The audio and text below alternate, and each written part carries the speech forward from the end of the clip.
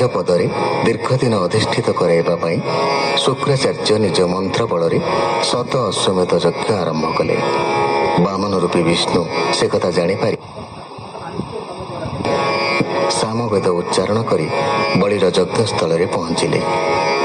वामन रूपी भगवान को देखि भृगुंक सह सेठारे उपस्थित शिष्यगण अंजलि हस्तरे तांको सम्मुखरे मिलित हेले।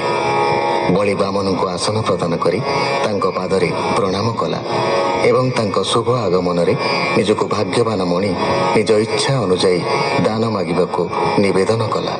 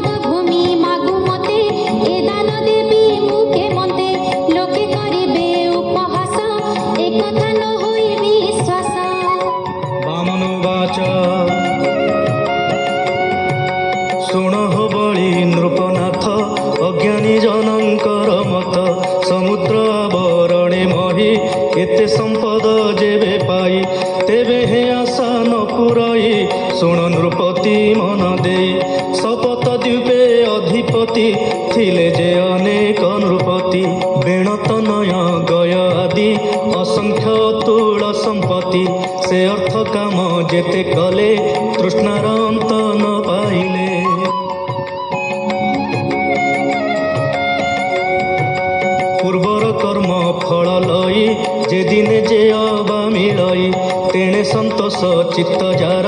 से प्राणी त्रिजगते सार जे अर्थ कामे असंतोष हेले ताते होए नाश उभय लोके सुख नाही से प्राणी थिब बा काहि अर्जने असंतोष हेले अतुष्टे पड़ई पाताले एणु संपदे कार्य नाही त्रिपाद भूमि दिय तुहि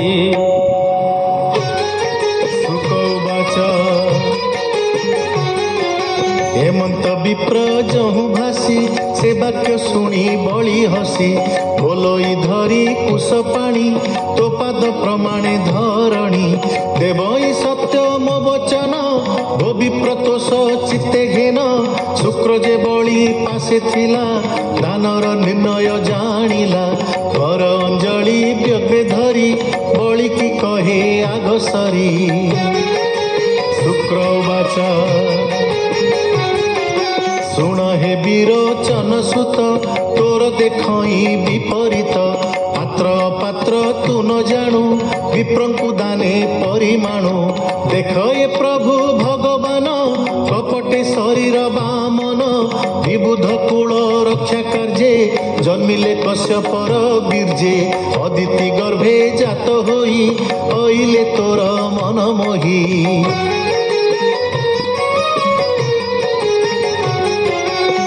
अनर्थ तू न जानी हस्ते धइलु कुश पाणी हे विष्णु तोर जस सिरी माया बामन रूपे हरि इंद्र को देव बुद्धि बले तू मूढ़ पशिबु पाताले तिनि चरणी तिनि पुर संपद हरिब तोहर सर्वस्व विष्णु हस्ते देई तू मूढ़ विश्रामिबु काहीं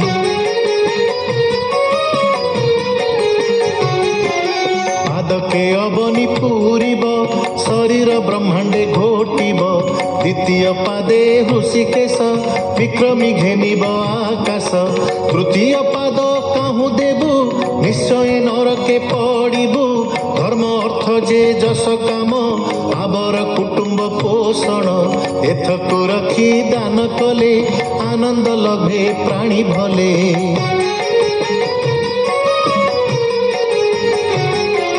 पूर्वे जे सिद्ध मुनि जेते से कहिछंती धर्मशास्त्रे ताहा कहिबा तो अग्रते राजन सुन एक चित्ते मन वचने सत्य करी ओंकार वाक्य जे उच्चारी देवी मु बोली सत्य करे के ताहा ज्ञान थाऊ हरे मिथ्या बोलीटी तार नाम जान हे असुर उत्तम ए देह वृक्ष मिथ्या मूल सत्य जे तार फूल फल वृक्षर नासे नाश जाती वृक्षर मूल थिले थांती संकल्प सत्य नाश जानते अंकुर नुहई बीते अकार उकार मकारे शब्द उच्चारी प्रणवरे जेता ज्ञाने हरंती निज शरीर न धरंती रति संभोगे नारी संगे विवाहे कन्या बर जोगे वृत्यर्थे प्राणर संकटे गोरु ब्राह्मणंकर कष्टे मिथ्या कहिले जेबे तरे ए कथा के अबान करे गुरु ए मंत वाक्य कही बलिता वाक्ये मन देई संशय रहिला ता चित्ते गुरु वचने धर्म मते